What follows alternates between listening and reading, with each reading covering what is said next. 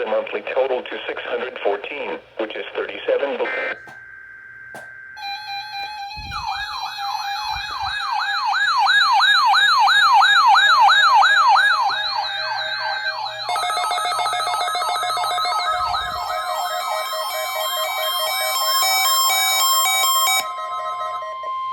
This is the National Weather Service Office at Greenville, Spartanburg. The preceding signal was a test of weather radio station WXL-70's public warning system. During potentially dangerous weather situations, specially built receivers can be automatically activated to warn of an impending hazard. Tests of the signal and receiver's performance are normally conducted between 11 a.m. and noon each Wednesday. The test would have been postponed until the next available good weather day.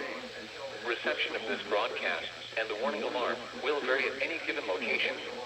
This variability normally more noticeable at greater distances if you transmit connectivity even though you're using a quality receiver in working order. The warning alarm will be activated for hazard watches and warnings. For station KEC. For station WXL-70, broadcasting near Charlotte on a frequency of 162.475.